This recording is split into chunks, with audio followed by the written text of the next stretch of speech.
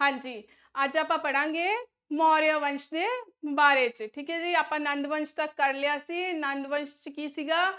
ਧਨਾਨੰਦ ਦੀ ਹੱਤਿਆ ਕਰਨ ਵਾਲਾ ਕੌਣ ਸੀ? ਚੰद्रगुप्त ਮੌर्य। ਠੀਕ ਹੈ, ਆਪਾਂ ਮਗਧ ਮਹਾਜਨਪਦ ਨੂੰ ਪੜ ਰਹੇ ਹਾਂ। ਇਹਦੇ ਵਿੱਚ ਸਾਡੇ ਕੋਲ ਕੁੱਲ 7 ਵੰਸ਼ ਨੇ, ਜਿਨ੍ਹਾਂ ਦੇ ਵਿੱਚੋਂ ਅਸੀਂ 3 ਪੜ ਚੁੱਕੇ ਹਾਂ ਤੇ ਅੱਜ ਅਸੀਂ ਚੌਥੇ ਦੀ ਪੜਾਂਗੇ। ਚੌਥੇ ਬਾਰੇ ਜਾਣਕਾਰੀ ਲਵਾਂਗੇ। ਕਿਹੜੇ ਕਿਹੜੇ ਵੰਸ਼ ਸੀ? ਪਹਿਲਾ ਆਇਆ ਹਰਿਅੰਕ ਵੰਸ਼, ਫਿਰ ਆਇਆ ਸ਼ਿਸ਼ੁਨਾਗ ਵੰਸ਼, ਫਿਰ ਸਾਡੇ ਕੋਲ ਆਇਆ ਨੰਦ ਵੰਸ਼। नंद वंश का अंत करने वाला कौन सी? चंद्रगुप्त मौर्य। किहदी मदद दे नाल? कौटल्या दी मदद दे नाल उन्हें नंद वंश दे जिहड़ा आखिरी राजा सी धनानंद ओहदी हत्या कर दित्ती ते उसे दे नाल ही नंद वंश का खात्मा हो गया। ते हुण अगे साडे कोल किहड़ा वंश चलेगा? मौर्य वंश। ठीक है जी, तो हुण अज आपां की पढ़ांगे? मौर्य वंश के बारे च पढ़ांगे। ठीक है, तो साडे कोल की है? मगध महाजनपद। मगध महाजनपद, मगध महाजनपद दे विच असीं किहड़े चौथे वंश के बारे च पढ़ रहे हैं। चौथा वंश किहड़ा है हुण साडे कोल? मौर्य वंश। इतिहास दे विच बहुत महत्वपूर्ण वंश रहा है, क्योंकि इहदे विच जिहड़ा राज सी भारत दा, मगध दा, बहुत दूर दूर तक फैल गया सी। ठीक है, तो मौर्य वंश का संस्थापक कौन होया? जिन्हें नंद वंश का खात्मा करया। किने करया? चंद्रगुप्त मौर्य ने। ठीक है, हमेशा याद रखना जदों भी चंद्रगुप्त मौर्य की गल आवे तो चंद्रगुप्त दे नाल मौर्य भी लगाना है। क्यों लगाना है? क्योंकि अगे जदों आपां पढ़ांगे तो एक गुप्त वंश भी आएगा। तो गुप्त वंश का जिहड़ा संस्थापक है वो चंद्रगुप्त है। ठीक है, तो जे हुण आपां इत्थे मौर्य नहीं लगावांगे तो किहड़ा वंश का राजा मान लिया जाऊगा? गुप्त वंश का। पर हुण गुप्त वंश नहीं है, किहड़ा वंश है?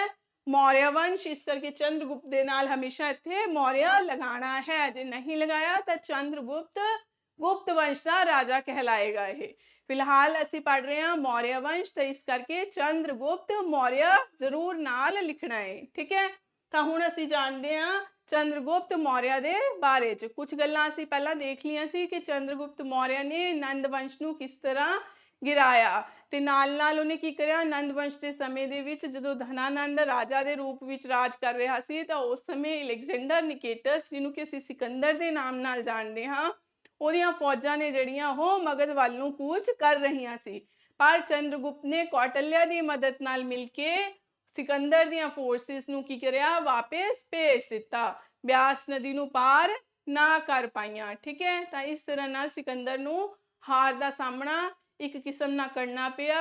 बिना लड़े ही उसनूं की है वापस जाना पिया। जाण लई इन्हां ने मजबूर करिया। ठीक है, ਉਹਦੇ कई कारण ਸੀਗੇ जो ਅਸੀਂ पिछली ਦੇ ਵਿੱਚ डिस्कस करे। एक ਤਾਂ ਬਿਆਸ नदी का पानी बहुत ਵੱਧ ਗਿਆ ਸੀ।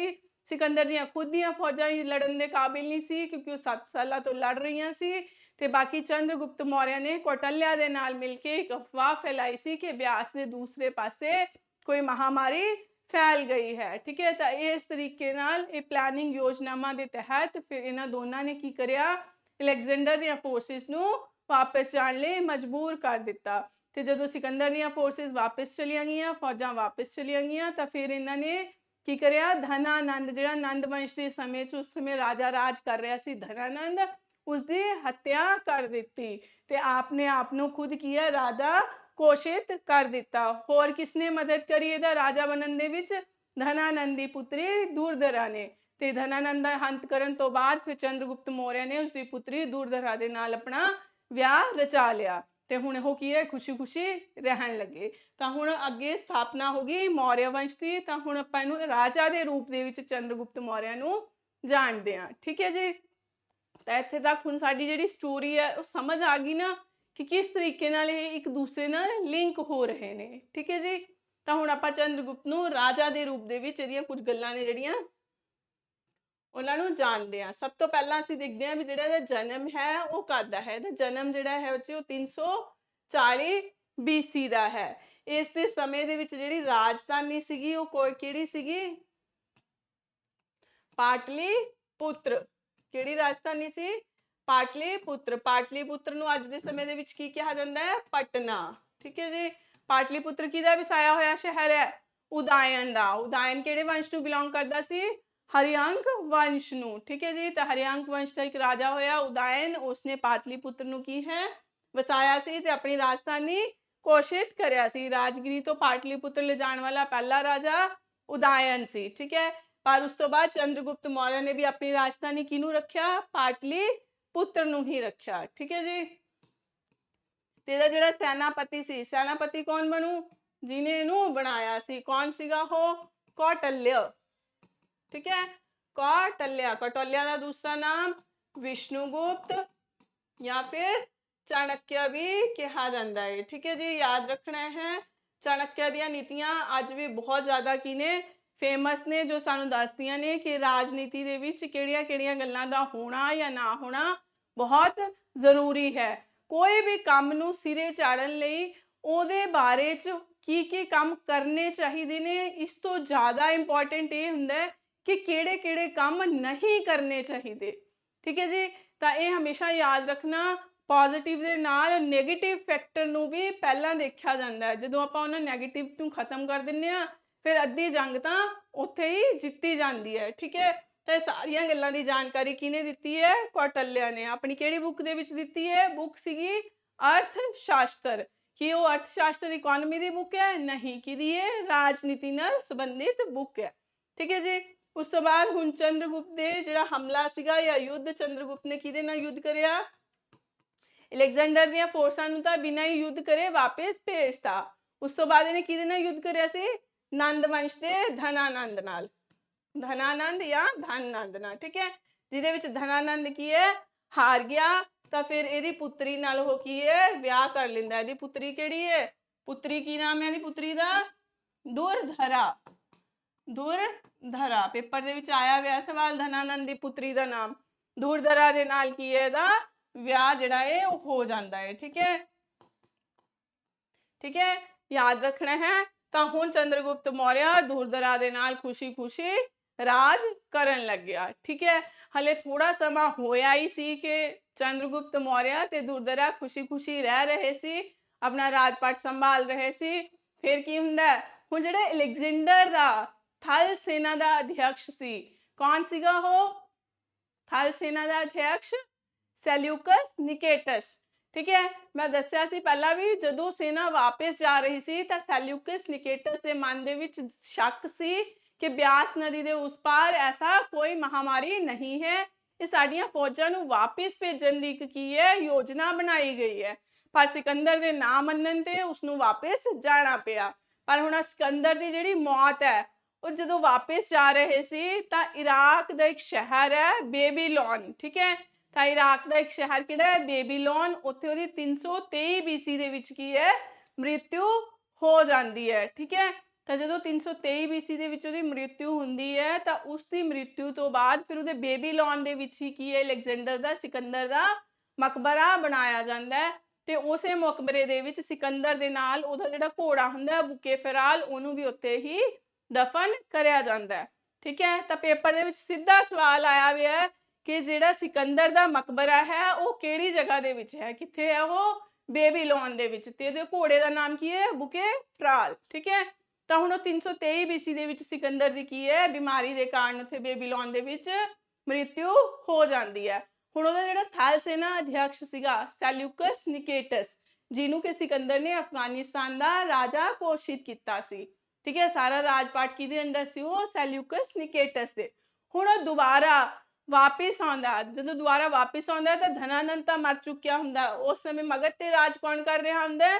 ਚੰद्रगुप्त ਮੌर्य। ਤਾਂ ਉਹ ਜਦੋਂ ਵਾਪਿਸ ਆਉਂਦਾ ਤਾਂ ਉਹ ਆ ਕੇ ਇੱਥੇ ਕੀ ਕਰਦਾ? ਚੰद्रगुप्त ਮੌर्य ਤੇ ਹਮਲਾ ਕਰ ਦਿੰਦਾ। ਹੁਣ ਚੰद्रगुप्त ਮੌर्य ਇਸ ਸਮੇਂ ਕੀ ਹੈ? ਬਹੁਤ ਜ਼ਿਆਦਾ ਸਟਰੋਂਗ ਤੇ ਯੋਗਿਆ ਰਾਜਾ ਸੀ। ਇਹ ਬਹੁਤ ਜ਼ਿਆਦਾ ਕੀ ਹੈ? ਯੋਗਤਾ ਵਾਲਾ ਰਾਜਾ ਸੀਗਾ, ਠੀਕ ਹੈ। ਬਹੁਤ ਜ਼ਿਆਦਾ ਯੋਗਤਾ ਵਾਲਾ ਰਾਜਾ ਸੀ। ਕਿਉਂ? ਕਿਉਂਕਿ ਇਹਦੀ ਜਿਹੜੀ ਜਾਤੀ ਸੀ ਕਹਿੰਦੇ ਉਹ ਬਹੁਤ ਹੀ ਨਿਮਨ ਜਾਤੀ ਤੋਂ ਬਿਲੋਂਗ ਕਰਦਾ ਸੀਗਾ, ਠੀਕ ਹੈ। ਨਿਮਨ ਛੋਟੀ ਜਾਤੀ ਨੂੰ ਬਿਲੋਂਗ ਕਰਦਾ ਸੀ, ਠੀਕ ਹੈ। ਇਸ ਕਰਕੇ ਤੁਹਾਨੂੰ ਦੇਖਿਆ ਹੋਊਗਾ ਜਿੰਨਾ ਕਿਸੇ ਨੂੰ ਅਸੀਂ ਲਾਡਾਂ ਨਾਲ ਪਾਲਦੇ ਹਾਂ ਓਨਾ ਹੀ ਕੀ ਹੈ? ਨਲਾਇਕ ਹੁੰਦਾ ਹੈ, ਹਨਾ। ਤਾਂ ਇਹ ਕੀ ਸੀਗਾ? ਪਰ ਬਹੁਤ ਹੀ ਯੋਗ ਰਾਜਾ ਸੀਗਾ, ਠੀਕ ਹੈ। ਇਸ ਕਰਕੇ ਜਿਹੜਾ ਸੈਲਿਊਕਸ ਨਿਕੇਟਸ ਸੀ ਉਹ ਇਹਦੇ ਅੱਗੇ ਟਿਕ ਨਾ ਪਾਇਆ। ਅੰਤ ਉਹਨੂੰ ਯੁੱਧ ਦੇ ਵਿੱਚ ਕੀ ਹੋ ਗਿਆ? ਹਾਰ ਦਾ ਸਾਹਮਣਾ ਕਰਨਾ ਪਿਆ। ਹੁਣ ਜਦੋਂ ਹਾਰ ਹੋ ਗਈ ਤਾਂ ਫਿਰ ਲਾਸਟ ਦੇ ਵਿੱਚ ਉਹ ਸੁਲ੍ਹਾ ਕਿਸ ਤਰੀਕੇ ਨਾਲ ਹੁੰਦੀ ਹੈ ਪਤਾ ਹੀ ਹੈ। ਫਿਰ ਕੀ ਹੁੰਦਾ, ਸੈਲਿਊਕਸ ਨਿਕੇਟਸ ਆਪਣੀ ਬੇਟੀ ਦਾ ਵਿਆਹ ਚੰद्रगुप्त ਮੌर्य ਦੇ ਨਾਲ ਕਰ ਦਿੰਦਾ ਹੈ ਤੇ ਦੁਰਧਰਾ ਦੀ ਦਸ਼ਾ ਸਮਝ ਸਕਦੇ ਹੋ। ਠੀਕ ਹੈ, ਤੇ ਦੂਸਰਾ ਯੁੱਧ ਜਿਹੜਾ ਹੁੰਦਾ ਹੈ ਉਹ ਕਿਹਦਾ ਹੁੰਦਾ ਹੈ, ਦੂਸਰਾ ਯੁੱਧ ਇਹ ਪਹਿਲਾ ਸੀ, ਦੂਸਰਾ ਯੁੱਧ ਦਾ ਹੁੰਦਾ ਹੈ ਸੈਲਿਊਕਸ ਨਿਕੇਟਸ ਦੇ ਨਾਲ। ਠੀਕ ਹੈ, ਸੈਲਿਊਕਸ ਨਿਕੇਟਸ ਦੇ ਨਾਲ, ਜਿਹਦੇ ਵਿੱਚ ਇਹ ਵੀ ਕੀ ਹੈ, ਹਾਰ ਜਾਂਦਾ ਹੈ। ਤੇ ਫਿਰ ਇਹਦੀ ਜਿਹੜੀ ਪੁੱਤਰੀ ਹੁੰਦੀ ਹੈ, ਕੌਣ ਹੈ ਇਹਦੀ ਪੁੱਤਰੀ, ਕਾਰਨੇਲੀਆ। ਇਹਦੀ ਪੁੱਤਰੀ ਕਿਹੜੀ ਹੈ, ਕਾਰਨੇਲੀਆ। ਕਾਰਨੇਲੀਆ, ਕਾਰਨੇਲੀਆ ਦੇ ਨਾਲ ਇਹਦਾ ਕੀ ਹੋ ਜਾਂਦਾ ਹੈ, ਵਿਆਹ ਹੋ ਜਾਂਦਾ ਹੈ। ਠੀਕ ਹੈ, ਜਿਹਨੂੰ ਕਿ ਅੱਗੇ ਜਾ ਕੇ ਕੀ ਹੈ, हेलन भी ਕਿਹਾ ਗਿਆ। ਠੀਕ ਹੈ, ਕਾਰਨੇਲੀਆ ਦਾ ਦੂਸਰਾ ਨਾਮ ਹੀ ਕੀ ਹੈ, हेलन। ठीक है, ਤਾਂ ਪੇਪਰ ਦੇ ਵਿੱਚ हेलन ਆਏ ਜਾਂ ਕਾਰਨੇਲੀਆ ਆਏ, ਦੋਨੋਂ ਹੀ ਨਾਮ ਕਿਹਦੇ ਨੇ, ਸੈਲਿਊਕਸ ਨਿਕੇਟਸ ਦੇ ਬੇਟੀ ਦੇ ਨਾਮ ਨੇ। ਠੀਕ ਹੈ, ਯਾਦ ਰੱਖਣਾ ਹੈ।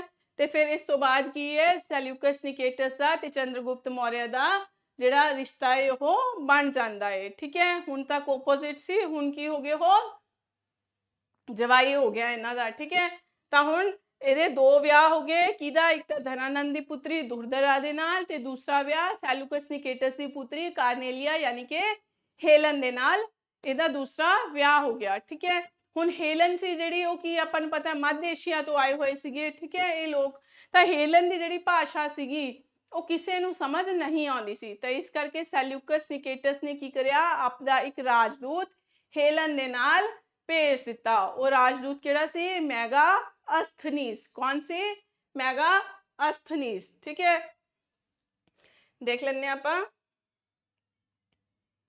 ਠੀਕ ਹੈ, ਮੈਗਾਅਸਥਨੀਸ ਤੇ ਇਹਦੇ ਨਾਲ ਵਿਆਹ ਦੇ ਵਿੱਚ ਕੀ ਕੀ ਆਇਆ, ਹੁਣ ਜਦੋਂ ਵਿਆਹ ਹੋ ਗਿਆ, ਵਿਆਹ ਦੇ ਵਿੱਚ ਕੀ ਆਇਆ, ਇੱਕ ਤਾਂ ਰਾਜਦੂਤ ਆ ਗਿਆ। ਕੀ ਆਇਆ, ਰਾਜਦੂਤ। ਕਿਹੜਾ ਰਾਜਦੂਤ ਆਇਆ ਇਹਦੇ ਨਾਲ, ਮੈਗਾਅਸਥਨੀਸ।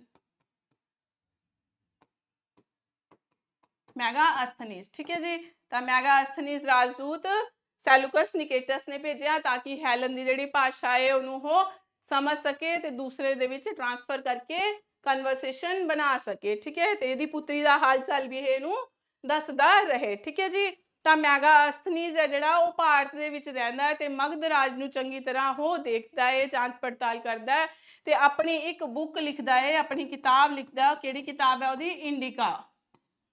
ਠੀਕ ਹੈ, ਕਿਹੜੀ ਕਿਤਾਬ ਲਿਖਦਾ ਉਹ, ਇੰਡਿਕਾ। ਠੀਕ ਹੈ, ਇੰਡਿਕਾ ਕਿਤਾਬ ਦੇ ਵਿੱਚ ਉਹ ਲਿਖਦਾ ਹੈ, ਕੀ ਲਿਖਦਾ ਹੈ, ਕਿ ਜਿਹੜੇ ਭਾਰਤ ਦੇ ਲੋਕ ਨੇ, ਕਿ ਜਿਹੜੇ ਭਾਰਤ ਦੇ ਲੋਕ ਨੇ ਉਹਨਾਂ ਨੂੰ ਕਹਿੰਦਾ ਪੜ੍ਹਨਾ ਤਾਂ ਪਸੰਦ ਹੈ, ਪੜ੍ਹਨਾ ਤਾਂ ਪਸੰਦ ਹੈ ਪਰ ਲਿਖਣਾ ਪਸੰਦ ਨਹੀਂ ਹੈ। ਠੀਕ ਹੈ, ਇਹੀ ਸਾਡੇ ਕੀ ਹੈ, ਹਾਰ ਦਾ ਕਾਰਨ ਵੀ ਹੋ ਜਾਂਦਾ ਹੈ, ਕਿਉਂਕਿ ਜਦੋਂ ਅਸੀਂ ਜਿੰਨਾ ਲਿਖਦੇ ਹਾਂ ਉਨੀ ਸਾਡੀ ਪ੍ਰੈਕਟਿਸ ਕੀ ਹੈ, ਜ਼ਿਆਦਾ ਹੁੰਦੀ ਹੈ। ਜਿਵੇਂ ਹੁਣ ਮੈਂ ਵੀ ਹਾਂ, ਮੈਂ ਤੁਹਾਨੂੰ ਕੀ ਹੈ, ਲਿਖ ਕੇ ਪੜ੍ਹਾ ਰਹੀ ਹਾਂ, ਪੜ੍ਹਾਉਣ ਨੂੰ ਤਾਂ ਮੈਂ ਵੀ PPT ਖੋਲਾਂ ਔਰ ਚਲੋ ਜੀ ਹੋ ਗਿਆ ਕੰਮ, ਹੈ ਨਾ, ਪਰ ਨਹੀਂ, ਜਦੋਂ ਆਪਾਂ ਲਿਖਦੇ ਹਾਂ ਤਾਂ ਲਿਖਣ ਨਾਲ ਉਹ ਚੀਜ਼ਾਂ ਕੀ ਨੇ, ਸਾਡੀਆਂ ਪੂਰੀ ਤਰ੍ਹਾਂ ਨਾਲ ਦਿਮਾਗ ਦੇ ਵਿੱਚ ਫਿੱਟ ਹੋ ਜਾਂਦੀਆਂ ਨੇ। ਠੀਕ ਹੈ, ਤੇ ਜਲਦੀ ਰਿਕਾਲ ਹੋ ਜਾਂਦੀਆਂ ਨੇ। ਕਲੀਅਰ ਹੈ, ਤਾਂ ਇਹ ਗੱਲ ਦੇਖਿਆ ਉਸ ਸਮੇਂ ਮੈਗਾਅਸਥਨੀਸ ਵੀ ਕਹਿ ਗਿਆ ਸੀ ਵੀ ਜਿਹੜੇ ਭਾਰਤ ਦੇ ਲੋਕ ਨੇ ਉਹਨਾਂ ਨੂੰ ਕੀ ਹੈ, ਕਿਤਾਬਾਂ ਪੜ੍ਹਨਾ ਤਾਂ ਪਸੰਦ ਹੈ ਪਰ ਲਿਖਣਾ ਪਸੰਦ ਨਹੀਂ ਹੈ। ਠੀਕ ਹੈ, ਲਿਖਾਈ ਵੱਲ ਘੱਟ ਧਿਆਨ ਦਿੰਦੇ ਨੇ। ਠੀਕ ਹੈ ਜੀ, ਤਾਂ ਹੁਣ ਵਿਆਹ ਦੇ ਵਿੱਚ ਇੱਕ ਤਾਂ ਰਾਜਦੂਤ ਮਿਲ ਗਿਆ, ਹੋਰ ਦੂਸਰਾ ਕੀ ਮਿਲਿਆ ਇਹਨਾਂ ਨੂੰ, ਦੂਸਰਾ ਦਹੇਜ ਮਿਲਿਆ। ਦਹੇਜ ਦੇ ਵਿੱਚ ਕੀ ਕੀ ਮਿਲਿਆ ਦੇਖਿਆ, ਹੁਣ ਤੁਸੀਂ ਦੇਖਣਾ ਇਹੋ ਜਿਹਾ ਦਹੇਜ ਕਦੇ ਕਿਸੇ ਨੂੰ ਮਿਲਿਆ, ਦੱਸਣਾ ਫਿਰ ਮੈਨੂੰ। ਤੇ ਦਹੇਜ ਦੇ ਵਿੱਚ ਇਹਨੂੰ ਕੀ ਮਿਲ ਗਿਆ, ਪਾਕਿਸਤਾਨ ਅਫਗਾਨਿਸਤਾਨ। ਪਾਕਿਸਤਾਨ ਤੇ ਅਫਗਾਨਿਸਤਾਨ ਇਹਨੂੰ ਕੀ ਮਿਲ ਗਿਆ, ਦਹੇਜ ਦੇ ਵਿੱਚ ਮਿਲਿਆ।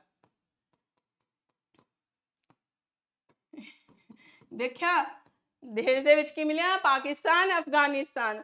ਤਾਂ ਰਾਜਾ ਹੋਵੇ ਤਾਂ ਇਹੋ ਜਿਹਾ, ਸਮਝ ਆਈ ਕਿ ਪੂਰਾ ਦਾ ਪੂਰਾ ਦੇਸ਼ ਕੀ ਹੈ, ਦਹੇਜ ਦੇ ਵਿੱਚ ਮਿਲ ਗਿਆ। ਠੀਕ ਹੈ ਜੀ, ਤਾਂ ਇਹ ਹੁੰਦੇ ਨੇ ਰਾਜੇ ਤੇ ਇਹ ਹੈ ਦਹੇਜ। ਜੇ ਦਹੇਜ ਲੈਣਾ ਵੀ ਹੈ ਤਾਂ ਲੱਗੇ ਤਾਂ ਸਹੀ ਕੋਈ ਕੰਮ ਦਾ ਹੈ। ਠੀਕ ਹੈ, ਦਹੇਜ ਦੇ ਵਿੱਚ ਪੂਰਾ ਦੇਸ਼ ਹੀ ਮਿਲ ਗਿਆ। ਦੇਖਿਆ, ਪਾਕਿਸਤਾਨ ਤੇ ਅਫਗਾਨਿਸਤਾਨ।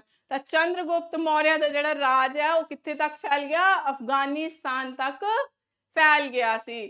ਤਾਂ ਅਫਗਾਨਿਸਤਾਨ ਤੱਕ ਹੁਣ ਭਾਰਤ ਕੀ ਹੋ ਗਿਆ, ਦੂਰ ਦੂਰ ਤੱਕ ਵਿਸਥਾਰ ਭਾਰਤ ਦਾ ਹੋ ਗਿਆ। ਕਲੀਅਰ ਹੈ ਜੀ, ਤਾਂ ਚੰद्रगुप्त ਮੌर्य ਦੇ ਸਮੇਂ ਜਿਹੜਾ ਰਾਜ ਹੈ ਉਹ ਪੱਛਮ ਪੂਰਬ ਵੱਲ ਪੂਰੀ ਤਰ੍ਹਾਂ ਨਾਲ ਪੱਛਮ ਪੂਰਬ ਉੱਤਰ ਦਾ ਸਾਰਾ ਏਰੀਆ ਜਿਹੜਾ ਸੀਗਾ ਉਹ ਚੰਦਰਗੁਪਤ ਮੌਰਿਆ ਦੇ ਅੰਡਰ ਹੋ ਗਿਆ ਸੀ। ਠੀਕ ਹੈ ਜੀ, ਕਲੀਅਰ ਹੈ। ਤਾਂ ਇਹ ਗੱਲਾਂ ਯਾਦ ਰੱਖਣੀਆਂ ਨੇ ਕਿਹਦੇ ਬਾਰੇ ਚ, ਚੰਦਰਗੁਪਤ ਮੌਰਿਆ ਦੇ ਬਾਰੇ ਚ। ਠੀਕ ਹੈ, ਹੁਣ ਉਸ ਤੋਂ ਬਾਅਦ ਚੰਦਰਗੁਪਤ ਮੌਰਿਆ ਦੇ ਕੁਝ ਕੰਮ ਦੇਖ ਲੈਂਦੇ ਆ। ਇਹਨੇ ਬਹੁਤ ਚੰਗੇ ਕੰਮ ਵੀ ਕਰੇ ਆਪਣੇ ਰਾਜ ਦੇ ਵਿੱਚ। ਉਹ ਕਿਹੜੇ ਕਿਹੜੇ ਸੀ? ਇੱਕ ਤਾਂ ਸੀਗਾ ਇਹਨੇ ਜਦੋਂ ਯੂਪੀ ਦੇ ਵਿੱਚ ਕੀ ਸੀਗਾ, ਇੱਕ ਵਾਰੀ ਅਕਾਲ ਪੈ ਗਿਆ। ਯੂਪੀ ਦੇ ਵਿੱਚ ਕੀ ਸੀਗਾ, ਅਕਾਲ ਪੈ ਗਿਆ। ਜਦੋਂ ਅਕਾਲ ਪੈ ਗਿਆ ਤਾਂ ਉਸ ਸਮੇਂ ਨੇ ਕੀ ਆ, ਅਨਾਜ ਦਾ ਦਾਨ ਦਿੱਤਾ ਸੀ। ਠੀਕ ਹੈ, ਅਨਾਜ ਦਾ ਦਾਨ ਕੀਤਾ। ਠੀਕ ਹੈ, ਇਹ ਗੱਲ ਦਾ ਸਾਨੂੰ ਕਿੱਥੋਂ ਪਤਾ ਚੱਲਦਾ ਹੈ? ਸਹਿਗੌਰ ਅਭਿਲੇਖ ਤੋਂ। ਸਹਿਗੌਰ ਅਭਿਲੇਖ। ਠੀਕ ਹੈ ਜੀ, ਅਭਿਲੇਖ ਹੁੰਦਾ ਹੈ ਪੱਥਰਾਂ ਦੇ ਉੱਪਰ ਕੁਝ ਲਿਖਤ ਕਰਨਾ। ਠੀਕ ਹੈ, ਉਹਨੂੰ ਕੀ ਬੋਲਦੇ ਆ? ਅਭਿਲੇਖ। ਜਿਵੇਂ ਅੱਜ ਦੇ ਸਮੇਂ ਦੇ ਵਿੱਚ ਮੁੱਖ ਮੰਤਰੀ ਸਾਹਿਬ ਹੁਣ ਕੀ ਕਰ ਰਹੇ ਨੇ, ਭਗਵੰਤ ਮਾਨ ਕੀ ਹੈ, ਜਦੋਂ ਕੋਈ ਵੀ ਉਹ ਸਕੂਲ ਆਫ ਐਮੀਨੈਂਸ ਬਣਾਉਂਦੇ ਨੇ ਤਾਂ ਉੱਥੇ ਕੀ ਹੈ, ਇੱਕ ਪੱਥਰ ਲਗਵਾਉਂਦੇ ਨੇ। ਉਸ ਪੱਥਰ ਦੇ ਉੱਪਰ ਜੋ ਲਿਖਿਆ ਜਾਂਦਾ ਹੈ ਨਾ, ਮੰਤਰੀਆਂ ਦੇ ਨਾਮ ਕੇ ਫਲਾਣੇ ਫਲਾਣੇ ਫਲਾਣੇ ਨੇ ਇਸ ਚੀਜ਼ ਦਾ ਉਦਘਾਟਨ ਕੀਤਾ, ਤਾਂ ਉਹ ਕੀ ਹੈ, ਇੱਕ ਅਭਿਲੇਖ। ਠੀਕ ਹੈ, ਪੱਥਰਾਂ ਦੇ ਉੱਪਰ ਲਿਖਣ ਦੀ ਕਲਾ ਕੀ ਹੈ? ਅਭਿਲੇਖ ਕਹਿਲਾਉਂਦੀ ਹੈ। ਠੀਕ ਹੈ, ਤਾਂ ਯੂਪੀ ਦੇ ਵਿੱਚ ਅਕਾਲ ਦੇ ਸਮੇਂ ਅਨਾਜ ਦਾ ਜਿਹੜਾ ਦਾਨ ਵੀ ਚੰਦਰਗੁਪਤ ਮੌਰਿਆ ਨੇ ਹੀ ਦਿੱਤਾ ਸੀ। ਇਹਦੀ ਜਾਣਕਾਰੀ ਸਹਿਗੌਰ ਅਭਿਲੇਖ ਤੋਂ ਮਿਲਦੀ ਹੈ। ਦੂਸਰਾ ਇਹਨੇ ਕੀ ਕਰਿਆ ਸੀ? ਗੁਜਰਾਤ। ਗੁਜਰਾਤ ਦੇ ਵਿੱਚ ਇਹਨੇ ਕੀ ਹੈ, ਇੱਕ ਝੀਲ ਦਾ ਵੀ ਨਿਰਮਾਣ ਕਰਵਾਇਆ ਸੀ। ਗੁਜਰਾਤ ਦੇ ਵਿੱਚ ਕੀ ਕਰਿਆ? ਝੀਲ ਦਾ ਨਿਰਮਾਣ। ਕਿਹੜੀ ਝੀਲ ਸੀ ਉਹ? ਸੁਦਰਸ਼ਨ। ਸੁਦਰਸ਼ਨ ਝੀਲ। ਠੀਕ ਹੈ ਜੀ, ਤਾਂ ਯਾਦ ਰੱਖਣਾ ਹੈ, ਸੁਦਰਸ਼ਨ ਝੀਲ ਦਾ ਨਿਰਮਾਣ ਕਰਵਾਇਆ। ਦੇਖੋ ਹੁਣ ਇਹਨੇ ਝੀਲ ਦਾ ਨਿਰਮਾਣ ਕਿਉਂ ਕਰਵਾਇਆ ਹੋ? ਹੁਣ ਇਹ ਹੈ ਤਾਂ ਮਗਧ। ਮਗਧ ਕਿੱਥੇ ਹੈ? ਬਿਹਾਰ ਦੇ ਵਿੱਚ ਉਸ ਸਮੇਂ। ਤਾਂ ਬਿਹਾਰ ਤੋਂ ਝੀਲ ਕਿੱਥੇ ਬਣਵਾਈ ਇਹਨੇ? ਗੁਜਰਾਤ ਦੇ ਵਿੱਚ। ਤਾਂ ਤੁਸੀਂ ਅੰਦਾਜ਼ਾ ਲਗਾਓ ਕਿ ਉਸ ਸਮੇਂ ਦੇ ਵਿੱਚ ਬਿਹਾਰ ਕਿੰਨਾ ਡਿਵੈਲਪ ਸੀ ਤੇ ਗੁਜਰਾਤ ਕਿੰਨਾ ਘੱਟ ਸੀ। ਕਿ ਗੁਜਰਾਤ ਦੇ ਵਿੱਚ ਪਾਣੀ ਦੀ ਵੀ ਇੰਨੀ ਕਮੀ ਸੀ ਕਿ ਝੀਲ ਬਣਾਉਣ ਲਈ ਬਿਹਾਰ ਦੇ ਰਾਜਾ ਨੂੰ ਗੁਜਰਾਤ ਦੇ ਵਿੱਚ ਜਾਣਾ ਪਿਆ। ਤੇ ਅੱਜ ਸਥਿਤੀ ਬਿਲਕੁਲ ਉਲਟ ਹੋ ਗਈ ਹੈ। ਗੁਜਰਾਤ ਕਿੰਨਾ ਡਿਵੈਲਪ ਹੋ ਗਿਆ ਤੇ ਬਿਹਾਰ ਕਿੰਨਾ ਡਾਊਨ। ਠੀਕ ਹੈ, ਤਾਂ ਦੇਖੋ ਉਸ ਸਮੇਂ ਦੇ ਵਿੱਚ ਕੀ ਹੈ, ਗੁਜਰਾਤ ਦੇ ਵਿੱਚ ਝੀਲ ਬਣਵਾਈ ਗਈ ਤਾਂ ਕਿ ਪਾਣੀ ਦੀ ਕਮੀ ਨੂੰ ਪੂਰਾ ਕੀਤਾ ਜਾਵੇ। ਠੀਕ ਹੈ ਜੀ, ਤਾਂ ਉਹ ਝੀਲ ਦਾ ਨਿਰਮਾਣ ਕਿਹਨੇ ਕਰਵਾਇਆ? ਸੁਦਰਸ਼ਨ ਝੀਲ ਦਾ ਉਸਦਾ ਨਾਮ ਹੈ। ਇਹਦਾ ਨਿਰਮਾਣ ਚੰਦਰਗੁਪਤ ਮੌਰਿਆ ਨੇ ਆਪਣੇ ਸਰਕਾਰੀ ਖਜ਼ਾਨੇ ਦੇ ਵਿੱਚੋਂ ਪੈਸਾ ਦੇ ਕੇ ਇਹਦਾ ਨਿਰਮਾਣ ਕਰਵਾਇਆ ਸੀ। ਠੀਕ ਹੈ, ਇਹ ਨਹੀਂ ਹੈ ਕਿ ਲੋਕਾਂ ਤੋਂ ਪੈਸੇ ਮੰਗੇ ਤੇ ਦੇਤੇ, ਆਪਣੇ ਸਰਕਾਰੀ ਖਜ਼ਾਨੇ ਦੇ ਵਿੱਚੋਂ ਪੈਸਾ ਦੇ ਕੇ ਝੀਲ ਦਾ ਨਿਰਮਾਣ ਕਰਵਾਇਆ। ਝੀਲ ਦਾ ਨਾਮ ਕੀ ਹੈ? ਸੁਦਰਸ਼ਨ ਝੀਲ ਹੈ। ਇਹਦੀ ਜਾਣਕਾਰੀ ਸਾਨੂੰ ਕਿੱਥੋਂ ਪਤਾ ਚੱਲਦੀ ਹੈ? ਇਹਦੀ ਜਾਣਕਾਰੀ ਸਾਨੂੰ ਜਿਹੜੀ ਹੈ ਰੁद्रदामन, ਅੱਗੇ ਚੱਲ ਕੇ ਇੱਕ ਰਾਜਾ ਆਊਗਾ ਸ਼ਕ ਦੇ ਵਿੱਚ, ਰੁद्रदामन। ਤਾਂ ਰੁद्रदामन ਨੇ ਆਪਣਾ ਇੱਕ ਉਹ ਇਸ ਝੀਲ ਦਾ ਕੀ ਕਰਦਾ ਹੈ? ਪੁਨਰ ਨਿਰਮਾਣ। ਦੁਬਾਰਾ ਤੋਂ ਇਸ ਝੀਲ ਦੀ ਕੀ ਹੈ? ਮੁਰੰਮਤ ਕਰਵਾਉਂਦਾ ਆਪਣੇ ਸਮੇਂ ਦੇ ਵਿੱਚ। ਤਾਂ ਫਿਰ ਉਸ ਸਮੇਂ ਉਹ ਜਿਹੜਾ ਰੁद्रदामन ਹੈ ਉਹ ਅਭਿਲੇਖ ਲਿਖਵਾਉਂਦਾ ਹੈ ਕਿ ਇਸ ਝੀਲ ਦਾ ਮੈਂ ਰੁद्रदामन ਪੁਨਰ ਨਿਰਮਾਣ ਕਰਵਾ ਰਿਹਾ ਹਾਂ। ਮੈਂ ਇਸ ਝੀਲ ਦਾ ਨਿਰਮਾਣ ਨਹੀਂ ਕਰਵਾ ਰਿਹਾ, ਇਸ ਝੀਲ ਦਾ ਪੁਨਰ ਨਿਰਮਾਣ ਕਰਵਾ ਰਿਹਾ ਹਾਂ, ਜੋ ਕਿ ਇਹ ਝੀਲ ਚੰਦਰਗੁਪਤ ਮੌਰਿਆ ਨੇ ਸਰਕਾਰੀ ਖਜ਼ਾਨੇ ਦੇ ਵਿੱਚੋਂ ਇਹ ਗੁਜਰਾਤ ਦੇ ਵਿੱਚ ਬਣਵਾਈ ਸੀ। ਠੀਕ ਹੈ ਜੀ, ਤਾਂ ਦੇਖੋ ਉਸ ਸਮੇਂ ਦੇ ਰਾਜਿਆਂ ਦੀ ਵੀ ਇਮਾਨਦਾਰੀ ਦੇਖੋ। ਹਾਲਾਂਕਿ ਕਿਸੇ ਨੂੰ ਪਤਾ ਨਹੀਂ ਸੀ ਕਿ ਚੰਦਰਗੁਪਤ ਮੌਰਿਆ ਨੇ ਇਹ ਬਣਵਾਈ ਹੈ। ਚਾਹੁੰਦਾ ਤਾਂ ਰੁद्रदामन ਜਦੋਂ ਪੁਨਰ ਨਿਰਮਾਣ ਕਰਵਾ ਰਿਹਾ ਆਪਣਾ ਨਾਮ ਵੀ ਲਿਖਵਾ ਸਕਦਾ ਸੀ, ਪਰ ਉਹਨੇ ਆਪਣਾ ਨਾਮ ਨਹੀਂ ਲਿਖਵਾਇਆ। ਉਸਨੇ ਜਾਣਕਾਰੀ ਇਕੱਠੀ ਕਰੀ ਕਿ ਝੀਲ ਇੰਨੀ ਵਧੀਆ ਵਿਵਸਥਿਤ ਢੰਗ ਨਾਲ ਬਣਾਈ ਹੋਈ ਸੀ ਕਿ ਉਹਦੇ ਅੰਦਰ ਕਿਉਰਿਓਸਿਟੀ ਸੀ ਕਿ ਉਹ ਜਾਣਕਾਰੀ ਲਵੇ ਝੀਲ ਬਣਾਈ ਕਿਹਨੇ ਹੈ। ਤਾਂ ਜਦੋਂ ਉਹਨੂੰ ਪਤਾ ਲੱਗਦਾ ਵੀ ਇਹ ਝੀਲ ਚੰਦਰਗੁਪਤ ਮੌਰਿਆ ਨੇ ਬਣਵਾਈ ਹੈ ਤਾਂ ਫਿਰ ਉਹ ਲਿਖਾਉਂਦਾ ਹੈ ਉਸ ਅਭਿਲੇਖ ਦੇ ਵਿੱਚ ਕਿ ਇਹ ਝੀਲ ਦਾ ਨਿਰਮਾਣ ਚੰਦਰਗੁਪਤ ਮੌਰਿਆ ਨੇ ਖੁਦ ਸਰਕਾਰੀ ਖਜ਼ਾਨੇ ਦੇ ਵਿੱਚੋਂ ਕਰਵਾਈ ਹੈ। ਠੀਕ ਹੈ ਜੀ, ਤੇ ਮੈਂ ਇਸ ਦਾ ਪੁਨਰ ਨਿਰਮਾਣ ਕਰਵਾ ਰਿਹਾ ਹਾਂ। ਤਾਂ ਇਹ ਕਿੱਥੋਂ ਜਾਣਕਾਰੀ ਮਿਲਦੀ ਹੈ ਸਾਨੂੰ? ਕਿਹੜਾ ਅਭਿਲੇਖ ਹੈ? ਜੂਨਾਗੜ੍ਹ ਅਭਿਲੇਖ। ਤੁਹਾਨੂੰ ਕੀ ਬੋਲਦੇ ਨੇ? ਜੂਨਾਗੜ੍ਹ ਅਭਿਲੇਖ। ਠੀਕ ਹੈ, ਕਿਹਦਾ ਹੈ ਜੂਨਾਗੜ੍ਹ ਅਭਿਲੇਖ? ਰੁद्रदामन ਦਾ। ਠੀਕ ਹੈ ਜੀ, ਯਾਦ ਰੱਖਣਾ ਹੈ। ਤਾਂ ਇਹ ਜੂਨਾਗੜ੍ਹ ਅਭਿਲੇਖ ਹੈ ਜਿਹੜਾ ਜੂਨਾਗੜ੍ਹ ਅਭਿਲੇਖ, ਇਹ ਕਿਹਦਾ ਹੈ? ਰੁद्रदामन। ਠੀਕ ਹੈ ਜੀ, ਰਾਜਾ ਆਏਗਾ ਅੱਗੇ ਜਦੋਂ ਆਪਾਂ ਪੜਾਂਗੇ ਰੁद्रदामन। ਤਾਂ ਰੁद्रदामन ਦਾ ਜੂਨਾਗੜ੍ਹ ਅਭਿਲੇਖ ਹੈ ਜਿਹਦੇ ਤੋਂ ਸਾਨੂੰ ਜਾਣਕਾਰੀ ਮਿਲਦੀ ਹੈ ਕਿ ਸੁਦਰਸ਼ਨ ਝੀਲ ਕਿਹਦੀ ਬਣਵਾਈ ਵੀ ਹੈ? ਉਹ ਚੰਦਰਗੁਪਤ ਮੌਰਿਆ ਦੀ ਬਣਵਾਈ ਹੋਈ ਹੈ। ਠੀਕ ਹੈ ਜੀ। ਤਾਂ ਹੁਣ ਇਹ ਜਿਹੜੀ ਸਾਨੂੰ ਚੰਦਰਗੁਪਤ ਮੌਰਿਆ ਜਾਂ ਮੌਰਿਆ ਵੰਸ਼ ਦੀ ਜਾਣਕਾਰੀ ਹੈ, ਇਹ ਸਾਨੂੰ ਕਿੱਥੋਂ ਮਿਲੀ? ਮੌਰਿਆ ਵੰਸ਼ ਦੀ ਜਿਹੜੀ ਜਾਣਕਾਰੀ ਹੈ ਇਹ ਸਾਨੂੰ ਕਈ ਕਿਤਾਬਾਂ ਤੋਂ ਮਿਲਦੀ ਹੈ। ਉਹ ਕਿਹੜੀਆਂ-ਕਿਹੜੀਆਂ ਕਿਤਾਬਾਂ ਨੇ ਆਪਾਂ ਦੇਖ ਲੈਂਦੇ ਹਾਂ। ਇੱਕ ਤਾਂ ਕਿਤਾਬ ਸੀਗੀ ਸਾਡੇ ਕੋਲ ਕੌਟਲਿਆ ਦੀ। ਠੀਕ ਹੈ, ਕੌਟਲਿਆ ਦੀ ਦੋ ਕਿਤਾਬਾਂ ਨੇ ਸਾਡੇ ਕੋਲ, ਕਿਹੜੀਆਂ-ਕਿਹੜੀਆਂ ਦੇਖੋ ਕਿਤਾਬਾਂ, ਕਿਹੜੀਆਂ-ਕਿਹੜੀਆਂ ਕਿਤਾਬਾਂ ਤੋਂ ਸਾਨੂੰ ਜਾਣਕਾਰੀ ਮਿਲਦੀ ਹੈ। ਪਹਿਲੀ ਹੈ ਕੌਟਲਿਆ ਦੀ ਕਿਤਾਬ ਹੈ ਅਰਥ ਸ਼ਾਸਤਰ। ਠੀਕ ਹੈ, ਜਿਹਦੇ ਵਿੱਚ ਕੀ ਹੈ, ਰਾਜਨੀਤਿਕ ਦੇ ਬਾਰੇ ਚ ਲਿਖਿਆ ਹੋਇਆ ਹੈ। ਪਰ ਰਾਜਨੀਤਿਕ ਦੇ ਬਾਰੇ ਚ ਲਿਖਣ ਦੇ ਨਾਲ ਨਾਲ ਉਹਨੇ ਕੀ ਦੱਸਿਆ, ਇਹ ਰਾਜਨੀਤੀ ਦੀ ਕਿਤਾਬ ਹੈ ਜਿਹਦੇ ਵਿੱਚ ਉਹਨੇ ਮੌਰਿਆ ਤੇ ਨੰਦ ਵੰਸ਼ ਦੀ ਜਾਣਕਾਰੀ ਵੀ ਲਿਖੀ ਹੈ। ਠੀਕ ਹੈ ਜੀ, ਕਲੀਅਰ ਹੈ। ਪਹਿਲੀ ਬੁੱਕ ਤਾਂ ਇਹ ਹੈ। ਦੂਸਰੀ ਬੁੱਕ ਹੈ ਵਿਸਾਖ ਦੱਤ ਦੀ। ਵਿਸਾਖ ਦੱਤ ਦੀ ਇਹ ਬੁੱਕ ਹੈ। ਠੀਕ ਹੈ, ਵਿਸਾਖ ਦੱਤ ਦੀ ਕਿਹੜੀ ਹੈ, ਇੱਕ ਡਰਾਮਾ ਬੁੱਕ ਹੈ। ਡਰਾਮਾ ਬੁੱਕ ਹੈ ਕਿਹੜੀ, ਮੁਦਰਾ ਰਾਖਸ਼। ਕਿਹੜੀ ਹੈ ਉਹ, ਮੁਦਰਾ ਰਾਖਸ਼। ਠੀਕ ਹੈ, ਬੁੱਕ ਦਾ ਨਾਮ ਹੈ ਇਹ ਮੁਦਰਾ ਰਾਖਸ਼। ਮੁਦਰਾ ਰਾਖਸ਼ ਦੇ ਵਿੱਚ ਵੀ ਸਾਨੂੰ ਇਹਦੀ ਜਾਣਕਾਰੀ ਦਿੱਤੀ ਗਈ ਹੈ ਕਿ ਕਿਸ ਤਰੀਕੇ ਨਾਲ ਜਿਹੜਾ ਨੰਦ ਵੰਸ਼ ਹੈ ਉਹ ਗਿਰਿਆ ਤੇ ਕਿਸ ਤਰੀਕੇ ਨਾਲ ਜਿਹੜਾ ਮੌਰਿਆ ਵੰਸ਼ ਹੈ ਉਹ ਉੱਪਰ ਉੱਠਿਆ। ਠੀਕ ਹੈ ਜੀ, ਤਾਂ ਦੋ ਕਿਤਾਬਾਂ ਤੋਂ ਸਾਨੂੰ ਕੀ ਹੈ, ਨੰਦ ਵੰਸ਼ ਦੇ ਪਤਨ ਦਾ ਤੇ ਮੌਰਿਆ ਵੰਸ਼ ਦੇ ਉਥਾਨ ਦੀ ਜਾਣਕਾਰੀ ਮਿਲਦੀ ਹੈ। ਕਿਹੜੀ ਕਿਹੜੀ, ਕੌਟਲਿਆ ਦੀ ਬੁੱਕ ਹੈ ਅਰਥ ਸ਼ਾਸਤਰ, ਜੋ ਕਿ ਜ਼ਿਆਦਾਤਰ ਰਾਜਨੀਤੀ ਦੇ ਉੱਪਰ ਬੇਸਡ ਹੈ, ਪਰ ਸਾਨੂੰ ਮੌਰਿਆ ਵੰਸ਼ ਦੀ ਜਾਣਕਾਰੀ ਮਿਲਦੀ ਹੈ। ਦੂਸਰੀ ਬੁੱਕ ਹੈ ਸਾਡੀ ਵਿਸਾਖ ਦੱਤ ਦੇ ਰਾਈਟਰ ਹੈ, ਉਹਨੇ ਲਿਖੀ ਹੋਈ ਹੈ ਡਰਾਮਾ ਬੁੱਕ ਹੈ। ਕਿਹੜੀ ਬੁੱਕ ਹੈ ਉਹ, ਮੁਦਰਾ ਰਾਖਸ਼, ਜਿਹਦੇ ਵਿੱਚ ਪੂਰਾ ਕਲੀਅਰਲੀ ਦੱਸਿਆ ਗਿਆ ਕਿ ਕਿਸ ਤਰੀਕੇ ਨਾਲ ਨੰਦ ਵੰਸ਼ ਜਿਹੜਾ ਹੈ ਉਹ ਗਿਰਿਆ ਤੇ ਮੌਰਿਆ ਵੰਸ਼ ਦਾ ਜਿਹੜਾ ਹੈ ਉਹ ਉੱਠਿਆ। ਠੀਕ ਹੈ ਜੀ, ਤਾਂ ਪੂਰੀ ਜਾਣਕਾਰੀ ਸਾਨੂੰ ਇਹ ਦੋ ਕਿਤਾਬਾਂ ਦੇ ਵਿੱਚ ਮਿਲਦੀ ਹੈ। ਕਿਤਾਬਾਂ ਦੇ ਨਾਮ ਜ਼ਰੂਰ ਯਾਦ ਰੱਖਣੇ ਨੇ, ਇਹ ਪੇਪਰ ਦੇ ਵਿੱਚ ਆਉਂਦੇ ਨੇ। ਠੀਕ ਹੈ ਜੀ, ਕਲੀਅਰ ਹੈ। ਤਾਂ ਇਹ ਕੁਝ ਗੱਲਾਂ ਸੀਗੀਆਂ ਸਾਡੀਆਂ ਚੰਦਰਗੁਪਤ ਦੇ ਬਾਰੇ ਚ। ਠੀਕ ਹੈ, ਇਹਦਾ ਜਨਮ 340 BC ਦੇ ਵਿੱਚ ਹੋਇਆ। ਰਾਜਧਾਨੀ ਪਾਟਲੀਪੁੱਤਰ ਨੂੰ ਬਣਾਉਂਦਾ ਹੈ। ਸੈਨਾਪਤੀ ਕੌਟਲਿਆ ਵਿਸ਼ਨੂਗੁਪਤ, ਜਿਹਨੂੰ ਕਿ ਚਾਣਕਿਆ ਵੀ ਕਿਹਾ ਗਿਆ। ਯੁੱਧ ਪਹਿਲਾ ਇਹ ਧਨਾਨੰਦ ਦੇ ਨਾਲ ਕਰਦਾ, ਧਨਾਨੰਦ ਨੂੰ ਮਾਰ ਕੇ ਉਹਦੀ ਪੁੱਤਰੀ ਨਾਲ ਪਹਿਲਾ ਵਿਆਹ ਹੁੰਦਾ ਇਹਦਾ ਦੁਰਧਰਾ ਦੇ ਨਾਲ। ਫਿਰ ਦੂਸਰਾ ਜਿਹੜਾ ਹੈ ਸੈਲੂਕਸ ਨਿਕੇਟਸ ਕਰਦਾ, ਉਹ ਵੀ ਹਾਰ ਜਾਂਦਾ ਹੈ। ਫਿਰ ਉਹਦੀ ਬੇਟੀ ਹੈ ਜਿਹੜੀ ਕਾਰਨੇਲੀਆ, ਜਿਹਨੂੰ ਹੈਲਨ ਕਿਹਾ ਜਾਂਦਾ ਹੈ, ਉਹਦੇ ਨਾਲ ਵੀ ਇਹ ਵਿਆਹ ਰਚਾਉਂਦਾ। ਤਾਂ ਚੰਦਰਗੁਪਤ ਦੀਆਂ ਦੋ ਇਹ ਮੁੱਖ ਪਤਨੀਆਂ ਹੋ ਗਈਆਂ। ਇਸ ਤੋਂ ਬਿਨਾਂ ਫਿਰ ਕੀ ਹੈ, ਰਾਜਦੂਤ ਇਹਦੇ ਚ ਆਉਂਦਾ ਕਿਹੜਾ, ਮੈਗਾਸਥਨੀਸ, ਜਿਹੜੀ ਕਿ ਆਪਣੀ ਕਿਤਾਬ ਲਿਖਦਾ ਹੈ ਭਾਰਤ ਦੇ ਉੱਪਰ ਮਗਧ ਰਾਜ ਦੇ ਬਾਰੇ ਚ, ਕਿਹੜੀ, ਇੰਡਿਕਾ, ਜਿਹਦੇ ਵਿੱਚ ਉਹ ਖਾਸ ਗੱਲ ਦੱਸਦਾ ਹੈ ਕਿ ਭਾਰਤ ਦੇ ਲੋਕਾਂ ਨੂੰ ਪੜ੍ਹਨਾ ਤਾਂ ਪਸੰਦ ਹੈ ਪਰ ਲਿਖਣਾ ਪਸੰਦ ਨਹੀਂ ਹੈ। ਤੇ ਦਹੇਜ ਦੇ ਵਿੱਚ ਕੀ ਮਿਲ ਜਾਂਦਾ ਹੈ, ਪਾਕਿਸਤਾਨ ਤੇ ਅਫਗਾਨਿਸਤਾਨ। ਦੇਖਿਆ, ਇੰਨਾ ਬੜਾ ਰਾਜ ਕਿਸੇ ਨੂੰ ਮਿਲਿਆ ਅੱਜ ਤੱਕ। ਤਾਂ ਇਹ ਰਾਜਿਆਂ ਦੀ ਕੀ ਸੀਗੀ ਉਸ ਸਮੇਂ, ਪਾਵਰ ਸੀਗੀ। ਠੀਕ ਹੈ, ਅਫਗਾਨਿਸਤਾਨ ਉਹਨੂੰ ਕੀ ਹੈ, ਦਹੇਜ ਦੇ ਵਿੱਚ ਮਿਲ ਜਾਂਦਾ। ਹੋਰ ਇਹ ਕੀ ਕੰਮ ਕਰਾਉਂਦਾ ਹੈ, ਯੂਪੀ ਦੇ ਵਿੱਚ ਅਕਾਲ ਜਦੋਂ ਪੈ ਜਾਂਦਾ ਤਾਂ ਅਨਾਜ ਦਾ ਦਾਨ ਕਰਵਾਉਂਦਾ, ਜਿਹੜਾ ਕਿ ਸਾਨੂੰ ਸਹਿਗੌਰ ਅਭਿਲੇਖ ਤੋਂ ਪਤਾ ਚੱਲਦਾ ਹੈ। ਤੇ ਗੁਜਰਾਤ ਦੇ ਵਿੱਚ ਜਦੋਂ ਪਾਣੀ ਦੀ ਕਮੀ ਹੁੰਦੀ ਹੈ ਉੱਥੇ ਝੀਲ ਦਾ ਵੀ ਨਿਰਮਾਣ ਕਰਵਾਉਂਦਾ ਹੈ, ਤੇ ਝੀਲ ਦਾ ਨਾਮ ਕੀ ਹੈ, ਸੁਦਰਸ਼ਨ ਝੀਲ, ਜਿਹਦੀ ਜਾਣਕਾਰੀ ਸਾਨੂੰ ਕਿੱਥੋਂ ਮਿਲਦੀ ਹੈ, ਜੂਨਾਗੜ੍ਹ ਅਭਿਲੇਖ ਤੋਂ ਮਿਲਦੀ ਹੈ। ਤੇ ਜੂਨਾਗੜ੍ਹ ਅਭਿਲੇਖ ਕਿਹਦਾ ਲਿਖਵਾਇਆ ਹੋਇਆ, ਰੁद्र दामन ਦਾ ਲਿਖਵਾਇਆ ਹੋਇਆ। ਤੇ ਠੀਕ ਹੈ ਜੀ, ਤੇ ਇੱਕ ਗੱਲ ਹੋਰ ਯਾਦ ਰੱਖਣੀ ਹੈ, ਜਦੋਂ ਸੈਲੂਕਸ ਨਿਕੇਟਸ ਹਾਰ ਜਾਂਦਾ, ਕਾਰਨੇਲੀਆ ਦੇ ਨਾਲ ਵਿਆਹ ਕਰ ਲੈਂਦਾ, ਹੁਣ ਚੰਦਰਗੁਪਤ ਮੌਰਿਆ ਨੂੰ ਸਮਝ ਨਹੀਂ ਆਇਆ ਵੀ ਜਿਹੜਾ ਸੈਲੂਕਸ ਨਿਕੇਟਸ ਸੀਗਾ ਵੀ ਮੈਨੇ ਤਾਂ ਅਲੈਗਜ਼ੈਂਡਰ ਦੀਆਂ ਫੋਰਸਿਸ ਨੂੰ ਵਾਪਿਸ ਭੇਜਤਾ ਸੀ, ਹੁਣ ਇਹ ਖੁਦ ਕੀ ਕਰਨਾ ਆ। ਤਾਂ ਉਹ ਕਾਰਨੇਲੀਆ ਨੂੰ ਪੁੱਛਦਾ ਕਿ ਤੇਰਾ ਬਾਪੂ ਜਿਹੜਾ ਸੀਗਾ ਉਹ ਦੁਬਾਰਾ ਕਿਉਂ ਲੜਨ ਲਈ ਆਇਆ ਮੇਰੇ ਕੋਲ। ਤਾਂ ਫਿਰ ਕਾਰਨੇਲੀਆ ਹੈਲਨ ਉਹਨੂੰ ਦੱਸਦੀ ਹੈ ਕਿ ਮੇਰੇ ਪਿਤਾ ਜੀ ਨੂੰ ਜਿਹੜੇ ਹਾਥੀ ਸੀ, ਭਾਰਤ ਰਾਜ ਦੇ ਜਿਹੜੇ ਹਾਥੀ ਸੀਗੇ ਉਹ ਬਹੁਤ ਪਸੰਦ ਸੀਗੇ, ਤਾਂ ਉਹ ਹਾਥੀ ਲੈਣ ਲਈ ਮਤਲਬ ਇੱਥੇ ਯੁੱਧ ਕੀਤਾ ਕਿ ਮੈਂ ਯੁੱਧ ਜਿੱਤ ਕੇ ਇੱਥੋਂ ਹਾਥੀ ਆਪਣੇ ਨਾਲ ਲੈ ਜਾਵਾਂਗਾ।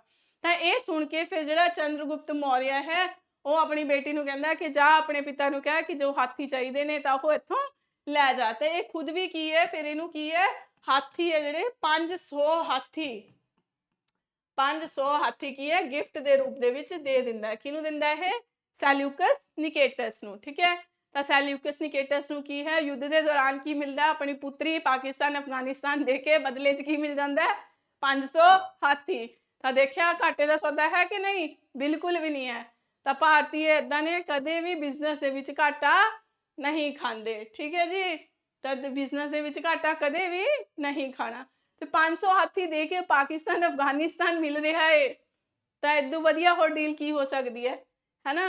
ਤਾਂ ਇਹ ਸੀਗੇ ਭਾਰਤ ਦਾ ਰਾਜਾ ਚੰਦਰਗੁਪਤ ਮੌर्य। ਠੀਕ ਹੈ ਜੀ, ਯਾਦ ਰੱਖਣਾ ਹੈ ਇਹਨੂੰ। ਇਤਿਹਾਸ ਬੜੇ ਹੀ ਖੁਸ਼ੀ ਭਾਵ ਨਾਲ ਇਹਦਾ ਇਤਿਹਾਸ ਹੈ ਜਿਹੜਾ ਲੋਕ ਪੜ੍ਹਦੇ ਨੇ ਤੇ ਪੜ੍ਹਾਉਂਦੇ ਨੇ, ਕਿਉਂਕਿ ਇਹਦੇ ਜਿਹੜਾ ਰਾਜ ਸੀਗਾ ਲੋਕ ਜਿਹੜੇ ਸੀ ਬਹੁਤ ਖੁਸ਼ ਸੀਗੇ ਇਹਦੇ ਰਾਜ ਦੇ ਵਿੱਚ। ਠੀਕ ਹੈ ਜੀ, ਚਲੋ ਹੁਣ ਅੱਗੇ ਆਪਾਂ ਦੇਖਾਂਗੇ ਚੰਦਰਗੁਪਤ ਤੋਂ ਬਾਅਦ ਜਿਹੜਾ ਇਹਦਾ ਬੇਟਾ ਹੈ ਉਹ ਰਾਜ ਨੂੰ ਕਿਸ ਤਰੀਕੇ ਨਾਲ ਸੰਭਾਲਦਾ ਹੈ। ਠੀਕ ਹੈ ਜੀ, ਚਲੋ।